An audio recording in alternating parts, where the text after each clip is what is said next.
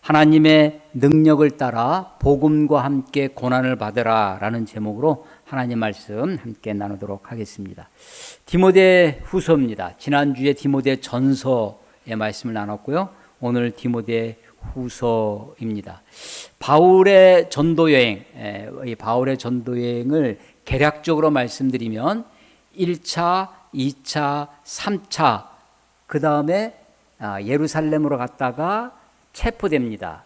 그래서 예루살렘 밑에 있는 가이사라라고 하는 곳에서 2년 동안 감금되어서 재판을 받다가 항소를 합니다. 로마 법정으로 항소를 해서 지중해를 통해서 배를 타고 가다가 풍랑도 만나고 그다음 로마까지 옵니다. 로마 감옥에서 몇 년을 있었다고요? 2년간 있었습니다. 가이사라 감옥에서 2년, 로마 감옥에서 2년. 그래서 감옥에서만 4년. 이동 시간 이런 것도 다 하면 근 5년 가량 그렇게 세월이 지났을 것입니다.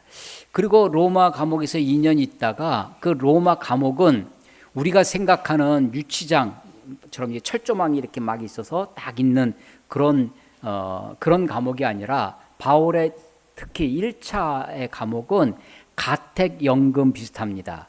그래서 일반 가정집에서 바깥으로 나가지 못하지만 그 안에서 손님들도 영접하고 거기서 사람들도 만나고 거기서 로마 사도행전 28장에 보면 하루 종일 말씀을 강론하기도 하는 그런 상태였습니다. 그래서 이 1차 감옥에 있을 때는 편지를 4개나 씁니다. 그것을 감옥에서 쓴 편지라고 해서 옥중서신 4권이 있는데 에베소서, 골로새서, 빌립보서, 빌레, 몬서 이렇게 4권이 있습니다. 그러다가 로마 감옥에서 석방이 돼서 좀 자유롭게 있다가 다시 2차 감옥에 투옥이 되는데 그 2차 감옥에서 이제 순교하게 되는 것입니다. 1차 로마 감옥과 2차 로마 감옥 그 사이에 무슨 일이 있었냐면 AD 64년경에 로마에 큰 화재가 벌어집니다. 로마 대화재라고 하는데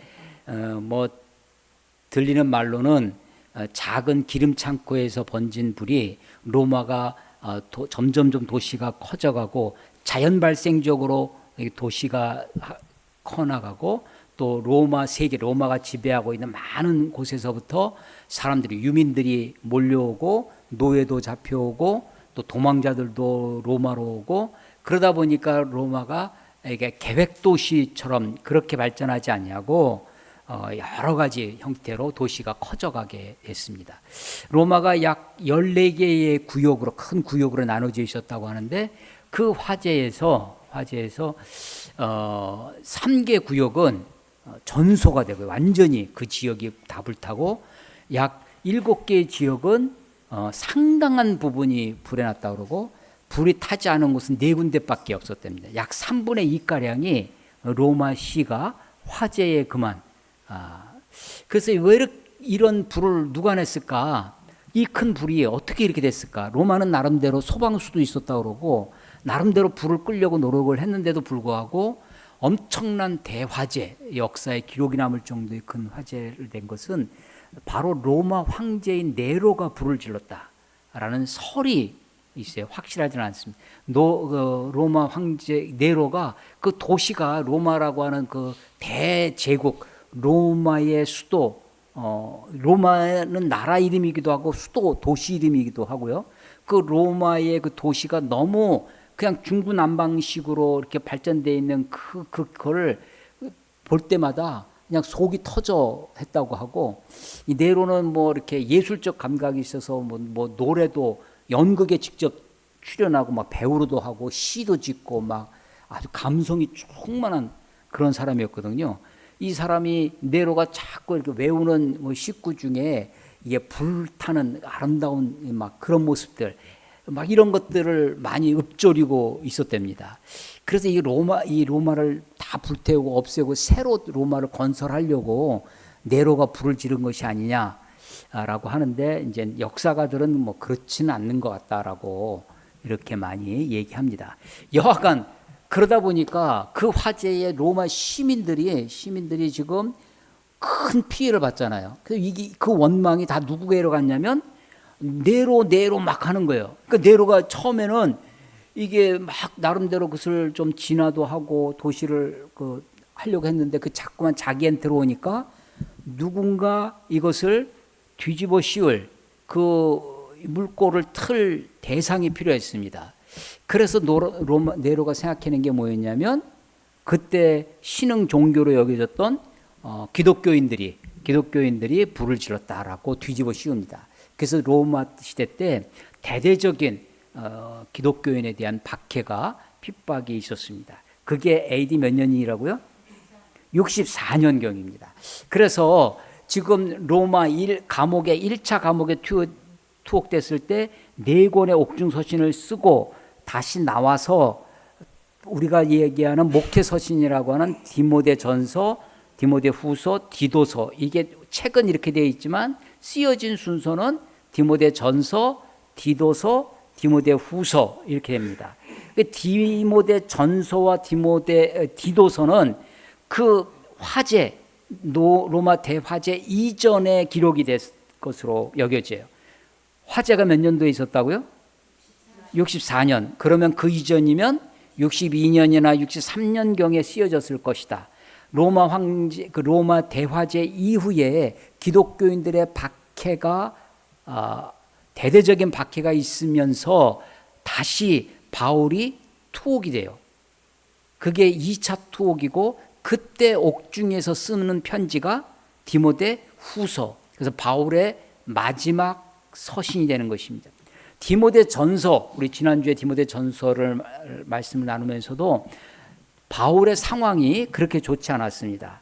누구도 떠나고 누구도 믿음을 버리고 믿음에서 벗어나고 이 상황들이 좋지 않았어요. 특히 공동체의 상황.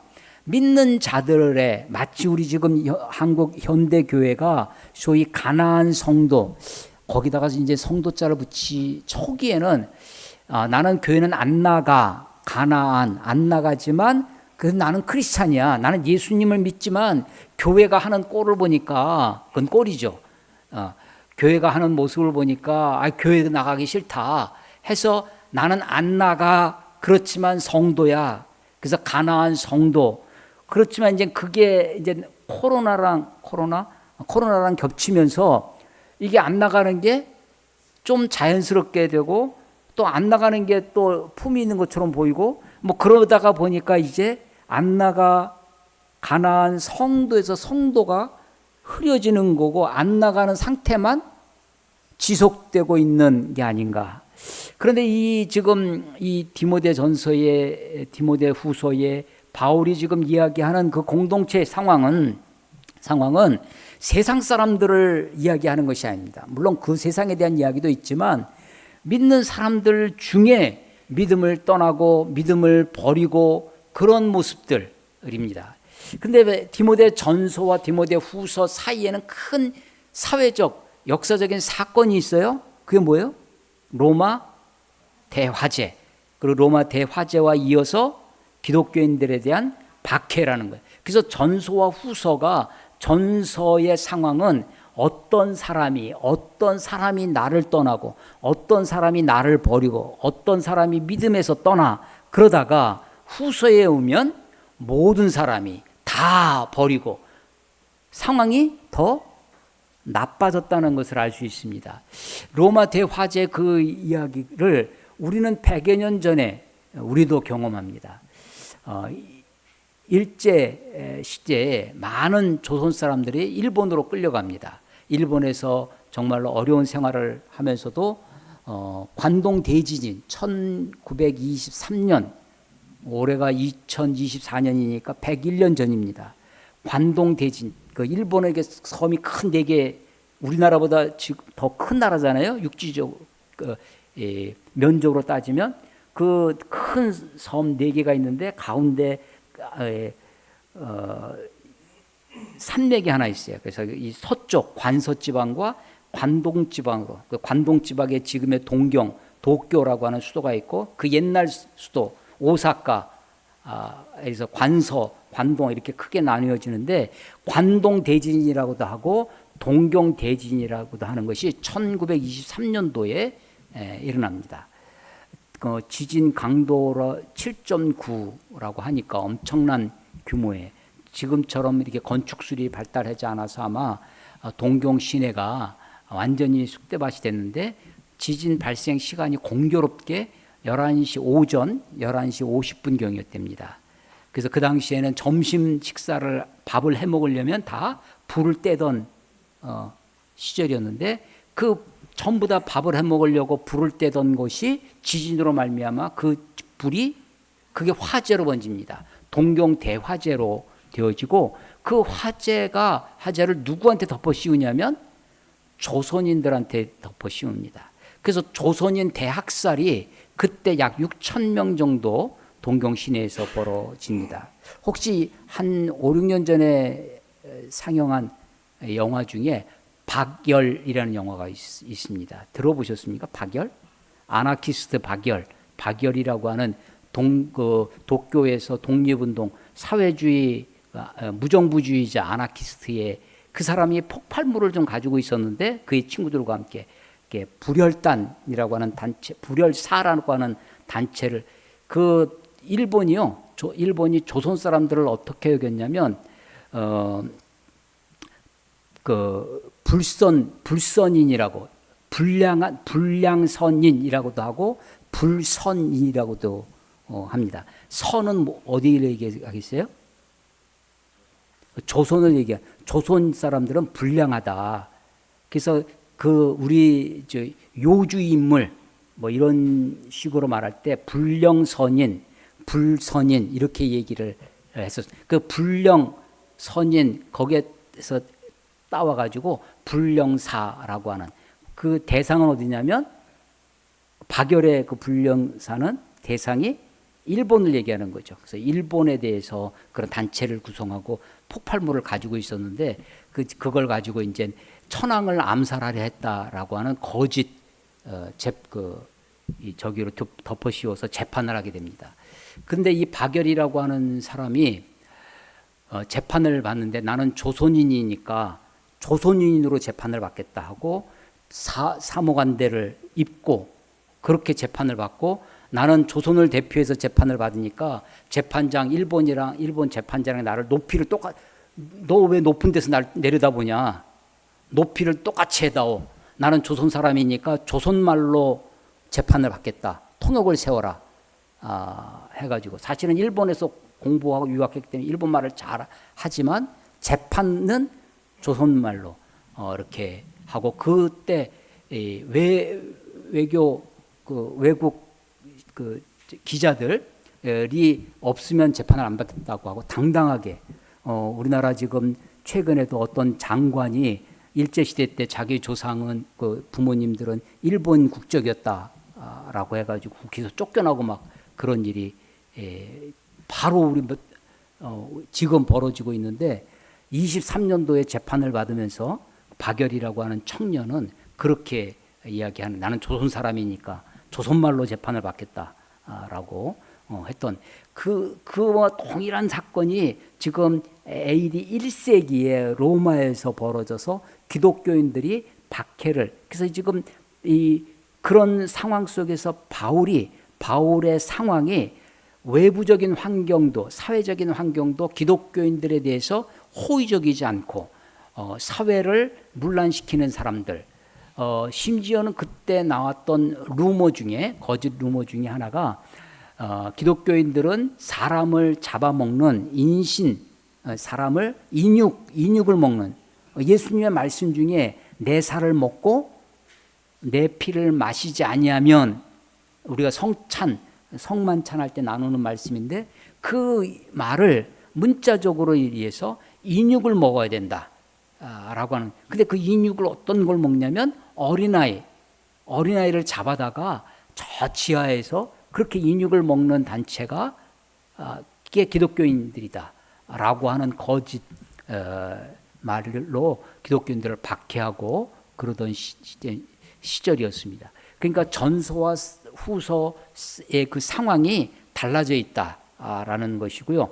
후서에서 디모데 후서에서 바울의 어떤 처지에 있었는지를 볼 수 있는 그런 말씀들이 있습니다. 1장 디모데 후서 1장 8절 보시면 그러므로 너는 디모데 너는 내가 우리 주를 증언함과 또는 주를 위하여 갇힌 자 된 나를 부끄러워하지 말고. 바울이 지금 뭐가 됐어요? 갇힌 자, 포로에 잡혀 있는데 죄수로 갇혀 있는데 1차 로마 감옥 옥중서신 4권을 썼던 1차 감옥은 말은 감옥이지만 어떤 상태였다고요? 가택연금 상태였어요. 그런데 2차 투옥은 기독교인들에 대한 평가가 나빠졌어요. 그래서 그야말로 감옥입니다. 자, 1장 16절 봐보세요. 1장 16절 원하건대 내가 오네시보로의 집에 긍휼을 베푸시옵소서. 그가 나를 자주 격려해 주고 내가 사슬에 매인 것을 부끄러워. 바울의 지금 감옥 안에서 자유롭게 사람들을 만나고 접견하고 하나님의 나라에 대해서 강론하고 그러던 상황이 아니라 사슬에 매여 있다라고 하는 것입니다. 2장 9절 봐보십시오. 2장 9절 복음으로 말미암아 내가 죄인과 같이 매이는 데까지. 그래서 자기의 상태가 지금 디모데 후서의 상황에 바울 편지를 쓰는 바울의 상황을 알 수 있습니다. 그래서 옥중서신 에베소서, 골로새서, 빌립보서, 또 빌레몬서 이 옥중서신에 보면 바울이 내가 지금은 감옥에 있지만 내가 곧 석방될 것이다라고 하는 석방에 대한 기대가 있어요. 그래서 내가 너희들을 곧 만나러 가마. 내가 너희들을 보기를 원하노라. 그래서 이 석방에 대한 기대와 소망을 가지고 확신을 가지고 있었는데 디모데 후서는 감옥의 상황도 나쁠 뿐만 아니라 이제 거기서 석방되지 못하고 여기서 죽게 될 것이다 라는 것을 예견하고 있습니다. 4장 6절 봐보세요. 4장 6절 전제와 같이 내가 벌써 부어지고. 전제는 영어 성경을 보면 드링크 오퍼링입니다. 부어서 드리는, 완전히 나를 우리 온 피와 땀과 이것을 다 진액을 쏟아서 드린다라는 뜻으로 짐승의 기름, 피 이런 것들을 제단에 부어서 드리는 것을 전제라고 해요. 그래서 뒤에 전제와 같이 내가 벌써 부어지고 이렇게 되어 있죠. 그 다음에 나의 떠날 시각이 가까웠도다. 떠날 시각이 어떤 시각이겠어요? 바울의 죽음의 시간이, 자기가 죽음을 예견하고 있다라고 하는 것입니다. 4장 8절 봐보세요. 이제 후로는 나를 위하여 4장 7절 나는 선한 싸움을 싸우고 나의 달려갈 길을 마치고 내가 다 마쳤다. I have finished. 다 마쳤다라고 얘기를 합니다. 마치고 믿음을 지켰으니. 바울이 지금 자기의 죽음을 예견하고 순교의 마지막을 준비하는 하면서 쓴 책, 그게 뭐라고요? 디모데 후서다라고 하는 것입니다. 혹시 기억하시는지 모르겠는데 우리 방인상 목사님의 성지순례 중에 로마에서 새 분수 수도원 이야기를, 새 분수 물이 솟아나는 분수 있죠? 바울의 참수, 바울의 순교 기념교회입니다. 지금은 캐톨릭의 수도원이 있어서 새 분수 수도원이라고 이렇게 이야기를 해야 맞을 것 같은데, 트레 폰타나라고 하는 새 폰타나, 이게 파운틴 이렇게 솟아나는 거죠.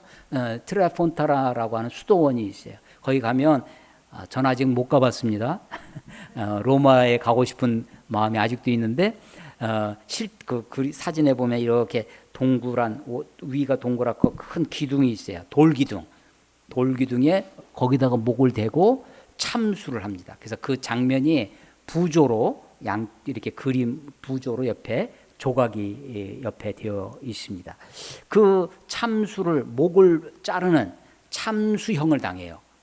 바울은 그래서 그 양쪽의 부족 하나는 베드로가 십자가에 거꾸로 매달렸다라고 하는 부조가 있고, 하나는 바울이 당하는 장면이 있는데, 그때 바울의 목이 떨어져서 그 돌기둥에서 떨어져서 3번 튀었답니다. 쿵쿵쿵. 그런데 그때마다 그곳에서 물이 솟아났다고 그래요. 그래서 3곳에서 분수가 솟아났다고 그래서 그곳의 이름이 세분수 수도원, 우리 기독교인들은 세분수 교회, 사실은 캐톨릭 성당도 다 보면 교회이기 때문에 그렇게 얘기를 트레폰타나라고 하는, 로마에 가면 지하철로 갈 수 있는 곳이라고 하니까 그렇습니다. 이 바울이 그렇게 해서 순교를 하게 되어집니다. 바울이 마지막으로 자기 사랑하는 아들, 믿음으로 낳은 아들 디모데에게 유언과 같은 편지, 그게 바로 디모데 후서다라고 하는 것입니다.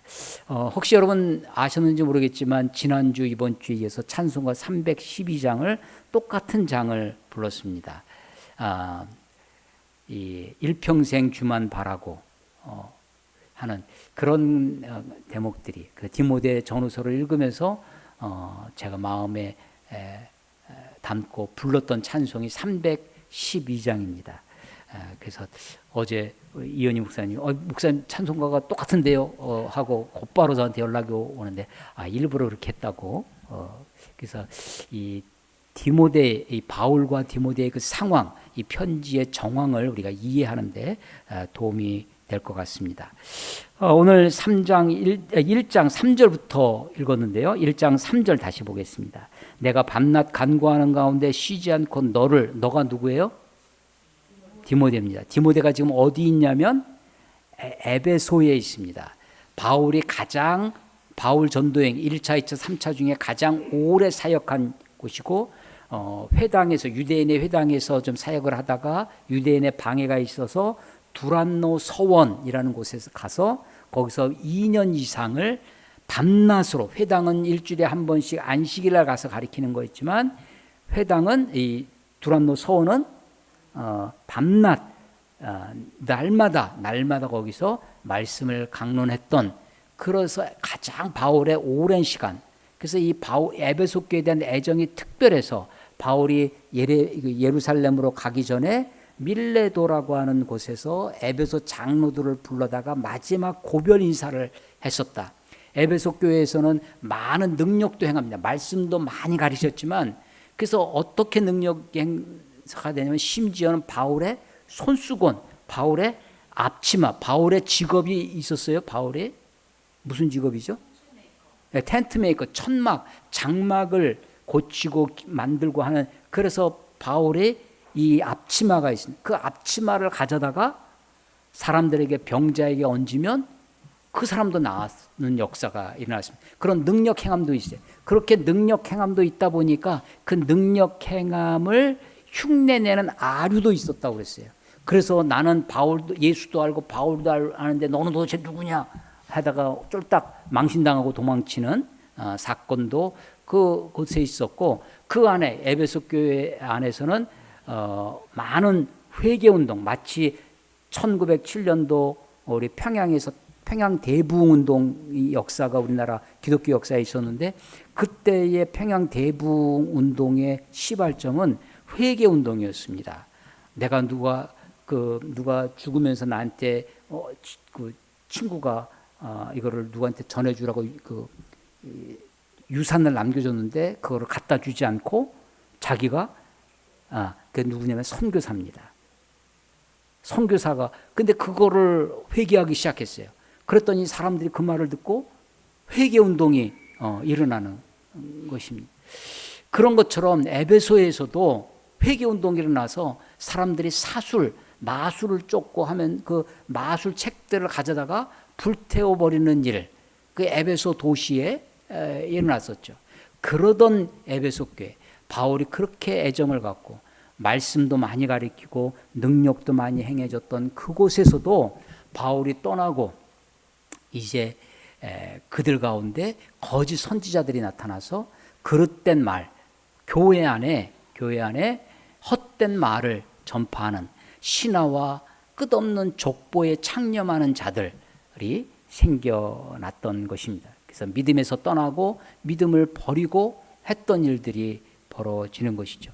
그 에베소를 위해서 바울이 장로들을 불러다가 말할 뿐만 아니라 자기의 사랑하는 제자 디모데를 보내서 거기서 목회하도록, 그래서 그걸로도 부족해서 바쁜 중에도 힘겹게 편지를 써서 보낸 게 디모데 전서였습니다. 그런데 디모데 후서는 에베소 교회에 좀 이렇게 집중되어 있다면, 교회의 상황 떠나가고 막 이런 것이 있다면, 디모데 후서는 마지막 유언이에요. 그래서 바울의 상당히 개인적인 심정, 개인적인 상황, 개인적인 유언이 많은 책이 디모데 후서입니다. 3절 다시 보세요. 내가 바울이 밤낮 간구하는 기도가 하는데 쉬지 않고 너를 생각하여. 바울이 왜 생각하겠어요? 네, 디모데를 사랑하니까. 그래서 디모데의 청결한 양심으로 조상적부터 섬겨오는 하나님께 감사하고 내 눈물을 생각하여. 누구의 눈물이에요? 디모데의 눈물을 생각하여. 디모데가 왜 눈물을 흘리겠어요? 디모데 왜 눈물을 흘리겠어요? 예, 바울의 그 맡겨둔 에베소 교회 성도들을 바라다 보면서 목회를 하면서 힘겨워 눈물을 흘릴 수 있을 것입니다. 아니면 사랑하는 스승 바울과 헤어지고 바울을 보내고 아마 헤어질 때 이렇게 눈물을 흘렸을런지 모릅니다. 내 눈물을 생각하여 너 보기를 원하면 내 기쁨이 가득하게 하려 함이니. 예. 제가 아침마다 우리 성도분들에게, 우리 성도들뿐만 아니라 제가 마음으로 기도하는, 아침에 한 150명, 저녁에 한 150명 보내거든요. 옛날에는 그걸 하루에 아침에 다 보내다 보니까 아침 시간 너무 힘든 거예요. 그래서 나눠서 오전팀, 아침팀, 저녁팀 나눠서 카톡을 보내는 그 시간에 큐티를 말씀을 보내면서 바울의 이 심정을 헤아립니다. 밤낮 간구하는 가운데 쉬지 않고 너를 생각하며. 짧은 시간이지만 여러분들의 이름을, 카톡에 있는 이름들을 하나씩 초기에는 단체로 보냈었어요. 단체방, 그룹을 해서. 그래서 한 번씩 보내면 아침에 일찍 끝났는데, 그러다 보니까 누가 읽는지 누가 어떤지 일일이 그거를 안 되는 거예요. 그래서 한 명씩 그렇게 보내고 있습니다. 내 눈물을 생각하며 너를 보기를 원하면 내 기쁨이 가득하게 하려 함이니. 5절입니다. 이는 내 속에, 누구 속이에요? 디모데 속에 거짓이 없는 믿음이, 이 거짓이 없는 믿음, 양심과 믿음이 이 디모데 전서와 후서에 아주 밀착되어 있는 단어입니다.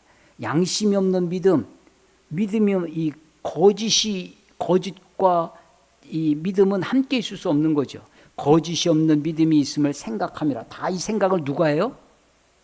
바울이 하는 거예요. 3절에 너를 생각하여, 4절에 내 눈물을 생각하여, 5절에 거짓이 없는 믿음이 있음을 생각함이라. 누가 생각한 거예요? 바울이 생각하는 겁니다. 이 생각은 막 뭔가 창조적으로 창안해내는 생각이 아닙니다. 이 생각은 다른 말로 뭘로 바꿀 수 있어요? 비슷한 말? 기억입니다. 기억하는 거예요. 회상, recall, reflect, 다시 생각하는 겁니다. 너를 생각하고, 너를 기억하고, 너의 눈물을 기억하여, 네 마음속에, 네 속에 있는 거짓없는 믿음을 내가 기억함이라. 생각하는, 이 생각, 기억입니다. 이 믿음은 먼저 내 외조모 로이스와 내 어머니 유니게 속에 있더니 내 속에도 있는 줄 확신하노라. 너에게 그런 거짓없는 믿음이 있었던 것이 너의 가정적인 믿음이 계승되어졌다고 하는, 믿음이 개대되어졌다고 하는 것을 바울이 확신하고 있다는 거죠. 그러므로 내가 나의 안수함으로 내 속에 있는 하나님의 은사를 다시 부릴 듯하게 하기 위하여 너로 생각하게 하노니. 이 생각은 누가 하는 거예요? 6절의 생각은 디모데입니다. 그래서 3절, 4절, 5절은 바울이 생각하는 거예요. 내가 생각함이라. 그런데 6절은 내가 이 편지를 너에게 이렇게 쓰는 이유가 뭐냐? 너도 어떻게 하라고? 생각하게 하려는 겁니다. 여러분, 신앙은 무대뽀로 믿는 게 아닙니다. 덮어놓고 믿는 게 아니에요. 생각 없이 믿는 것이 아닙니다. 신앙은요, 믿음은 생각하면서 믿어야 됩니다. 생각해야 돼요. 생각해야 돼요. 묵상은 뭐냐? 생각하는 것입니다. 말씀이 그러한가? 하나님의 나의 이 말씀은 어떠한가? 내가 생각해야 됩니다. 이 말씀과 나는 어떤 관계인지, 나는 이 말씀에 비추어 지금 어떤 삶을 살고 있는지를 어떻게 해야 된다고요? 생각해야 된다는 것입니다. 생각해야 돼요. 생각 없이 믿는 것은 믿음이 아닙니다. 우리가 생각을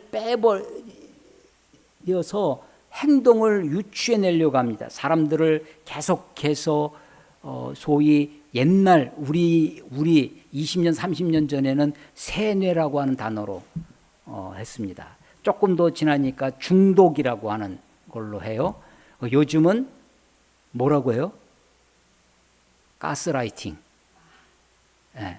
사람들이 그건 신앙이 아닙니다. 그건 바른 믿음일 수가 없습니다. 생각 없이 믿는 것, 습관적인 믿음, 신앙이 내가 정말로 예수님도 습관을 따라 기도하러 가셨어요. 그렇지만 습관적으로, 이건 뭐예요? 생각 없이라는 것과 동의해요. 습관적으로 하지 않습니다. 찬송을 한 곡 불러도 습관적으로 부르지 않고 가사 하나하나를 다시 생각해 봐야 합니다. 생각하게 하기 위해서 지금 바울이 편지를 쓰고 있다라고 하는 것이죠.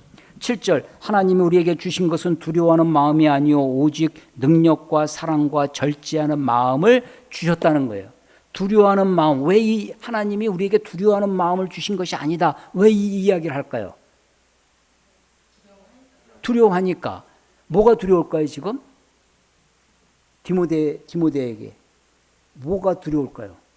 그 당시 기독교인들이 무엇을 두려워할까요? 예, 네로의 로마 대화재 사건 이후에 점점점 고조되고 있는 기독교인들에 대한 박해, 그런 비방, 기독교인들에 대한 박해 상황이, 그것이 단지 욕하고 조롱하는 것에서 넘어서서 육체적인 박해, 사회적인 직업 활동을 할 수가 없어집니다. 자기 집에서 살 수 없고 도망쳐서 지하로 들어가게 됩니다. 멀리 산속으로 가게 돼서 대륜구유 이런 데 가서 살게 되어지는 거죠. 그래서 이 두려운 마음이 있어요. 더군다나 바울이 지금 감옥에 있습니다. 아니, 우리의 제일 큰 스승, 기독교의 대표적인 사람이 지금 감옥에 가 있어요. 그래서 그 밑에 있는 사람들은 당연히 자기들도 그렇게 이 두려운 마음이 있어요. 근데 하나님 우리에게 주시는 마음은 두려운 마음이 아니라는 것입니다. 오직 능력과 사랑과 절제하는 마음이. 이 능력은 어떤 능력일까요? 하나님은 능력의 하나님이십니다. 하나님은 능력으로 온 세상을 지으셨어요. 만드셨어요. 그런 능력일까요? 예수님이 물고기 2마리와 보리떡 5개로 5,000명을 먹이셨습니다. 나는 쌀 한 톨 만들 수가 없는 자입니다. 이 능력이 우리가 능력이라고 했을 때 이 능력이 어떤 능력인가? 사랑, 절제하는 마음, 이게 도대체 어떤 것인가를 생각해 봐야 됩니다. 8절, 그러므로 너는 내가 우리 주를 증언한가? 주님을 증언해요? 또 주를 위하여 갇힌 자 된 나를 부끄러워하지 말고. 지금 바울이 감옥에 갇혀 있어요. 지금 기독교인들이 방화범으로 사회를 문란케 하고 사회를 어지럽게 하는 공안사범, 공공의 안전을 해치는 것들이 공안사범이죠. 그 사회의 안전을 위해서 일하는 사람들이 공안, 형사, 공안, 경찰, 공안, 검사 뭐가 되는 거죠. 이 공공의 안정을 해치는 사회 불안 요소처럼 기독교인들이 그렇게 대접을 받고 그렇게 해서 위해를 당하는 시대예요. 그래서 바울이 그렇게 내가 갇혔는데 그 이유가 주를 증언하다가 주님을 위해 살다가 내가 갇혔다. 근데 그런 나를 부끄러워하지 말라는 것입니다. 부끄러워하지 말고 오직 하나님의 능력을 따라 복음과 함께 고난을 받으라. 오늘 설교 제목입니다. 하나님의 능력을 따라 복음과 함께 고난을 받으라. 여러분, 하나님의 능력은 없는 것을 있게 하시는 하나님의 능력, 천지를 창조하신 능력, 오병이어의 기적을 무리를 건너가시고 병자를 일으켜 세우시는 그런 하나님의 능력을 생각합니다. 그래서 능력은 그렇게 뭔가 파워풀한 어떤 역사가 일어나는 것이라고 우리는 생각을 해요. 근데 그 능력이 어떤 능력이냐는 거예요. 복음과 함께, 복음은요, 우리가 단어가 주는 이미지가 있습니다. 복음은 뭔가 부드럽게 다가옵니다. 복음은 행복한 것 같아요. 복음은 기쁘고 즐겁고 축복이라고 하는 단어와 잘 어울리고, 복음은 은혜와 온유 이렇게 어울립니다. 그런데 바울은 복음을 무슨 단어랑 연결을 시키냐면 고난과 연결을 시킵니다. 복음과 함께 같이 가는 게 뭐냐면 그게 행복이고 번영이고 풍요고 안전이고 하는 게 아니라 복음과 함께 그 기차의 레일, 천국으로 가는 그 기찻길은 복음과 고난이 함께 가고 있다라고 하는 거죠. 복음과 함께 고난을 받으라라는 것입니다. 이 고난을 받으라라고 하는 말은 고난을 어떻게 하라는 것일까요?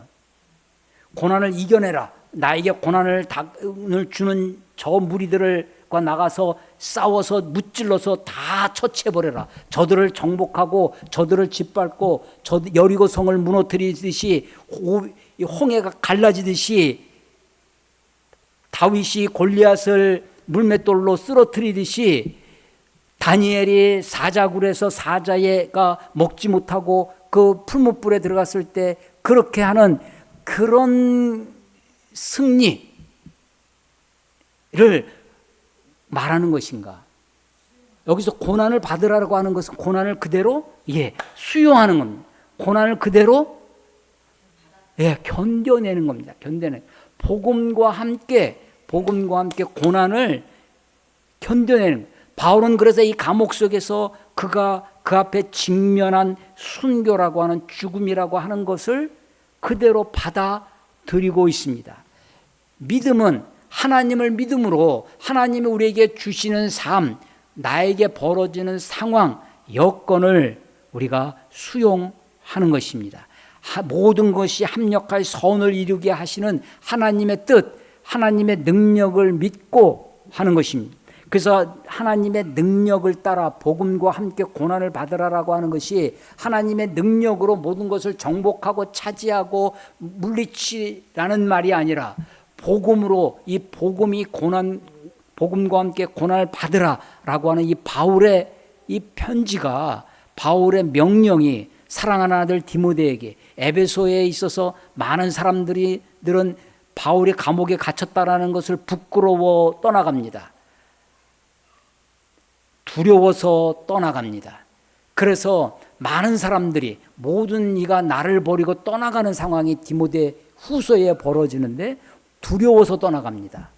부끄러워서 떠나갑니다. 세상은 우리들을 두 가지로 공격합니다. 세상은 우리를 겁먹게 해요. 골리앗의 작전입니다. 골리앗이 나와 우리를 겁먹게 합니다. 주눅들게 합니다. 우리가 세상에서 상대가 안 될 것 같아요. 그래서 알아서 기게 만듭니다.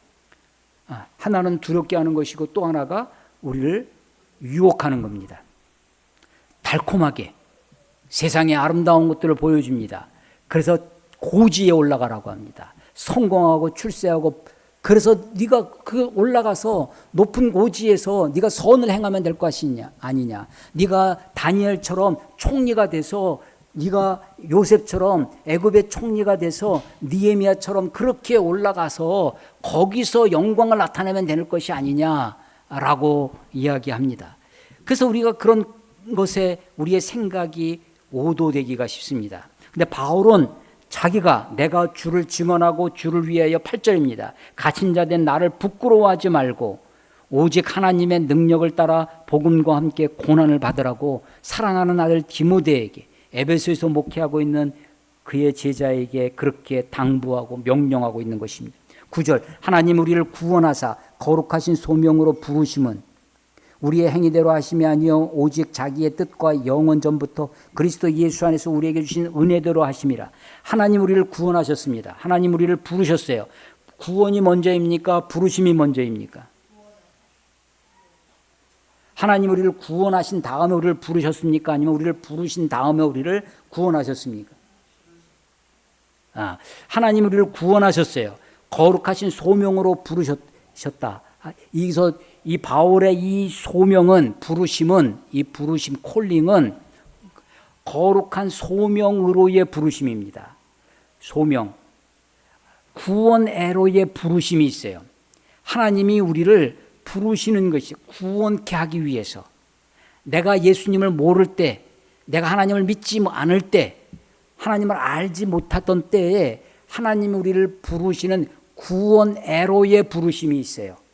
그 부르심에 응답해서 우리가 주님 앞에 나와 네 주님, 내가 주님을 믿습니다. 내가 주님을 내 마음에 영접합니다. 그래서 내가 구원을 선물로 받습니다. 그런데 그 부르심, 구원애로의 모든 그리스도인들에게는 구원애로의 부르심이 있어요. 그런데 그 구원애로의 부르심, 그래서 주님, 내가 주님 앞에 부르심을 받아 나왔지만 그냥 예수 믿다가 그냥 천국 가시는 분도 있죠. 근데 그 중에 어떤 사람들에게 하나님이 거룩한 소명애로의 부르심, 너 이것 좀 해라, 너 이 일 좀 해라 라고 우리들에게 사명을 주실 수 있어요. 소명애로의 부르심, 사명의로의 부르심이 있다라고 하는 것입니다. 그래서 이 부르심을 똑같은 것으로 보지 않고 나눠서, 아니 나는 예수님 믿었는데 모든 사람에게 은사가 있다고 하는데 나는 보니까 은사가 없어. 나는 모든 사람이 저분은 저렇게 훌륭한 일을 하는데 나는 이렇게 믿다가 가면, 여러분 걱정 하나 안 하셔도 됩니다. 부르심은 구원애로의 부르심이 있고 소명으로의 부르심, 거룩한 소명으로 부르심이 있어요. 바울은 나를 구원하사 거룩하신 소명으로 부르셔서 무엇인가 시킬 일이 있어서, 사명이 있어서 부르셨다는 거예요. 그 사명애로의 부르심이 우리의 행위대로 하심이 아니라 오직 내가 뭘 잘해서, 내가 뭘 해서 나를 부르신 것이 아니라 오직 하나님의 뜻, 자기의 뜻과 영원 전부터 그리스도 예수 안에 우리에게 주신 은혜대로 하심이라. 예, 그렇습니다. 하나님이 나를 목사로 부르셨는데 이것도 내가 뭘 잘해서 나를 목사로 세우신 것이 아니라 하나님의 은혜와 하나님의 뜻으로 나를 부르시고 세우셨다라고 하는 것입니다. 이게 거룩한 소명으로의 부르심이라는 거예요. 그런데 구원애로의 부르심은 어떨까요? 디도서를 한번 봐보세요. 디도서, 디모데 후서 바로 뒤에 있어요. 책은 뒤에 있지만 쓰여지기는 디모데 후서 앞에 쓰여졌어요. 디도서 3장 5절을 보십시오. 디도서 3장 5절. 디도도 바울의 제자 중에 한 사람입니다. 이 디도는 크레테라고 하는 섬, 그 섬에서 사역하도록 이렇게 세워진 제자이죠. 3장 5절. 자, 우리를 구원하셨어요. 그 구원이 우리의 행한 바 의로운 행위로 말미암지 아니하고 오직 그의 긍휼하심을 따라 중생의 씻음과 성령의 새롭게 하심으로 하셨나니. 우리의 구원도, 자, 구원애로의 부르심이 있다고 그랬어요. 그리고 부르신 다음에 거룩한 소명으로의 부르심이 있다고 했는데, 바울은 디모데 후서에서 거룩한 소명으로의 부르심도 우리의 행위로 말미암은 것이 아니라고 했는데, 디도서에 보니까 구원도 우리를 구원하시되 우리가 뭘 잘해서, 우리가 의로운 행위를 해서가 아니라 우리의 행위에 따른 것이 아니라는 거예요.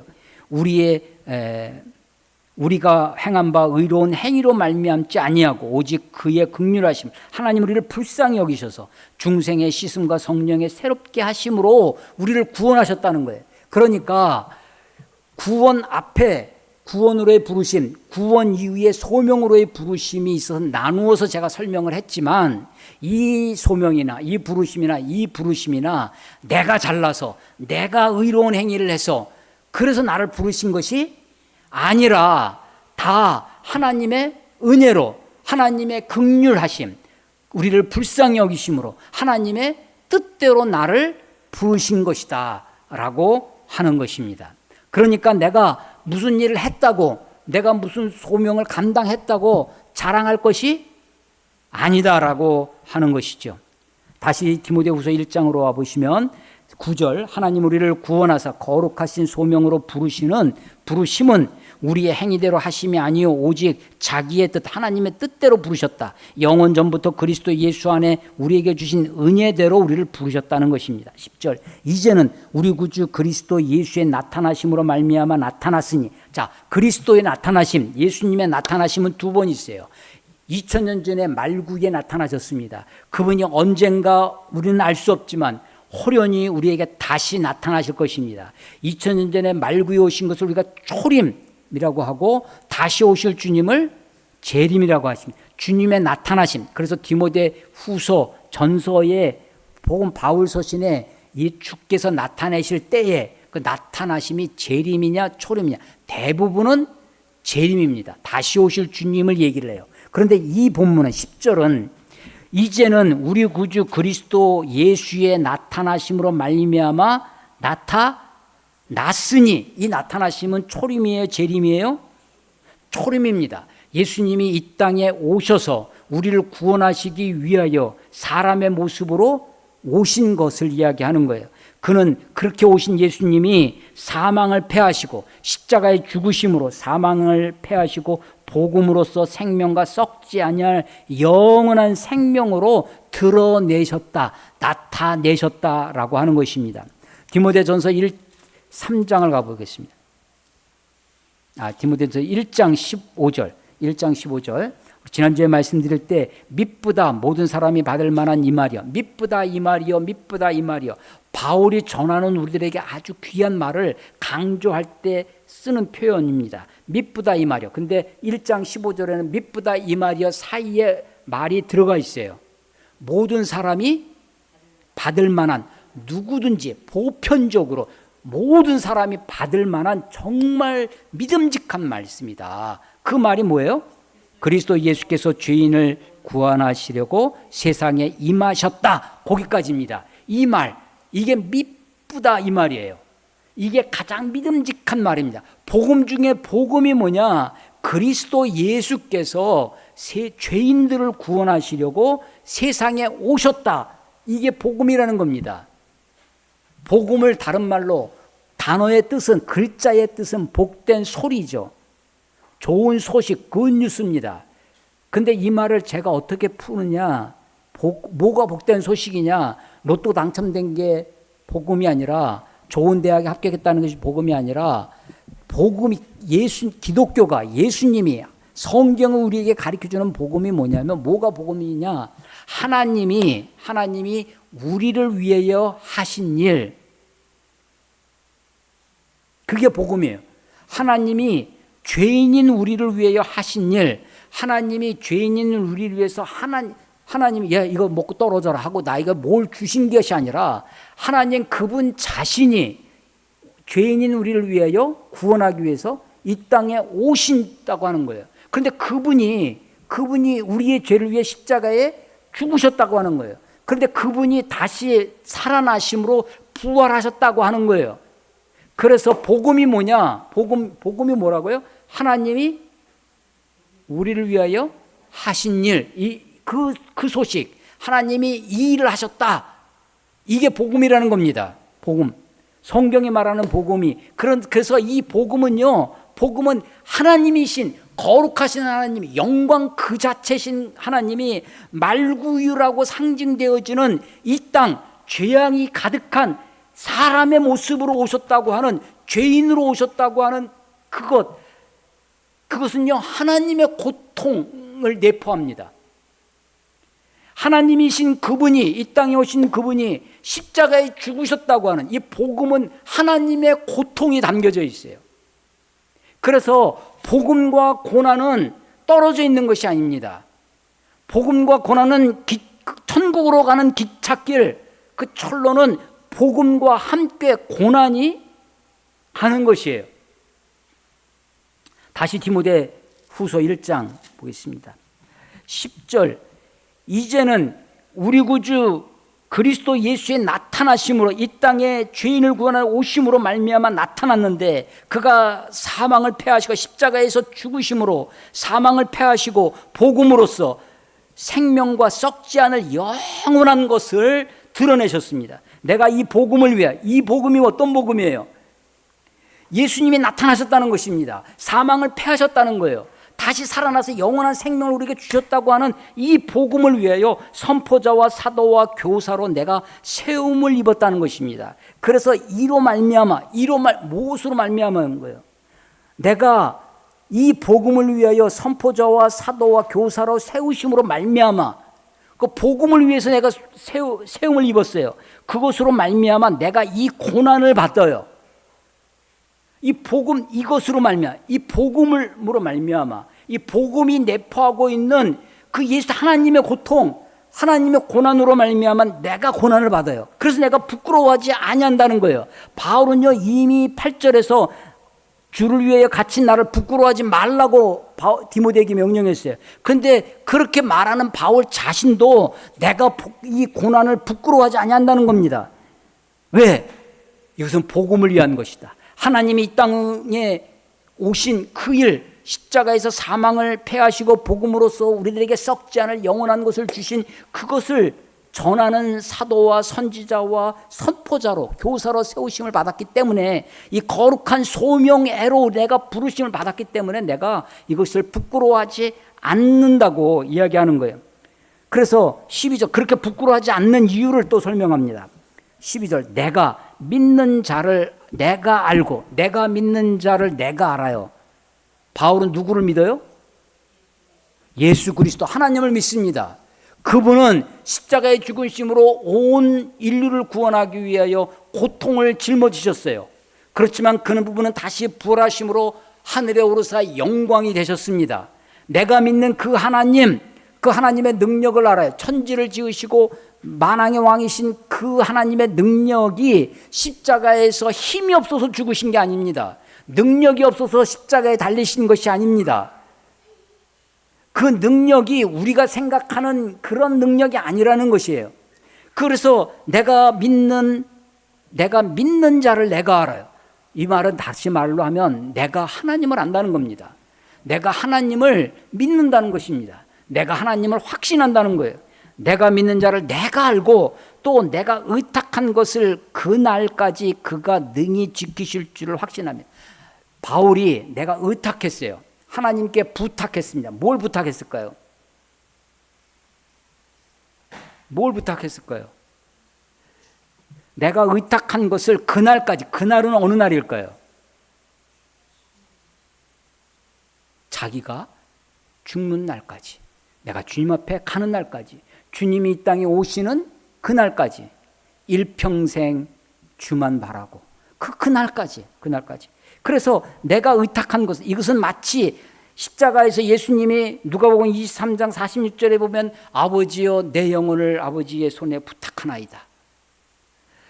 사도행전 8장에서 스데반이 돌을 맞아 죽어가면서 하늘을 우러러 보니까 예수님이 하늘 보좌 우편에 서 계신 것을 보게 됩니다.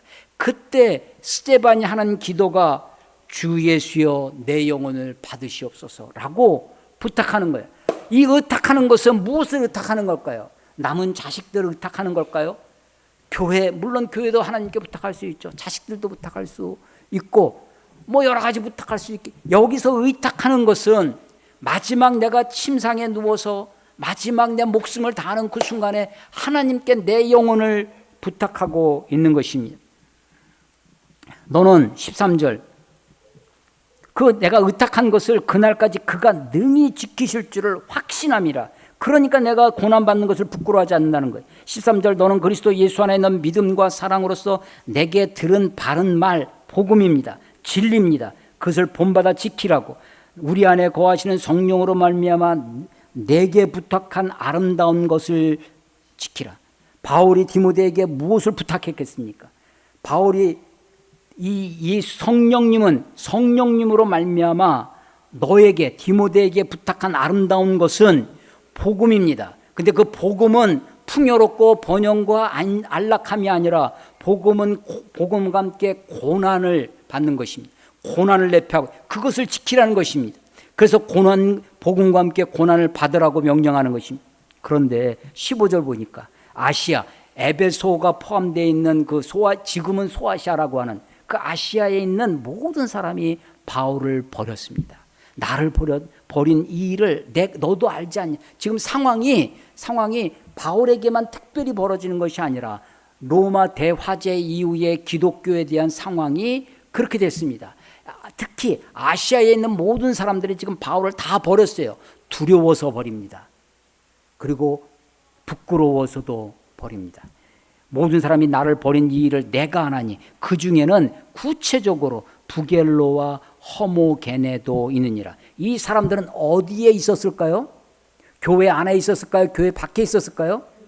예, 교회 안에 있었던 사람들입니다. 그 사람들이 아마도 교회 안에 리더십을 가지고 있던 사람들이었을 것입니다. 그 사람들마저 버리고 떠나가는 거예요. 그런데 16절 원하건대 주께서 오네시보로의 집에 긍휼을 베푸시옵소서. 왜 이 사람에게는 긍휼을 베풀어 달라고 기도할까요?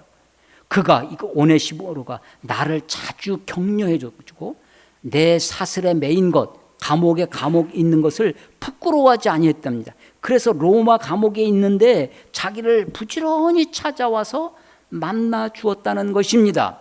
다 떠나가요. 모든 사람이 버리고 떠나가는데 오네시모로는 찾아옵니다. 그리고 바울을 격려해요. 그래서 바울은요, 많은 사람이 떠나가는 상황 속에서도 한 사람을 통해서 격려를 받고 있습니다. 그 로마 감옥에 있는 바울을 와서 찾아와서 만나주는. 그런데 이 오네시보로의 집에 긍휼을 베풀어 달라고 기도해요. 4장 끝에 가면요, 4장 19절에 문안하는 인사가 있습니다. 브리스가와 아굴라와 및 오네시보로의 집에 문안하라. 아니, 다른 데는 다 사람이에요. 여기 이제 20여 명의 사람의 이름이 등장하는데 4장 후반부에 가면 다 사람이에요, 사람. 근데 오네시보로는 집이에요. 왜 그랬을까요? 오네시보로가 지금 어디 있을까요?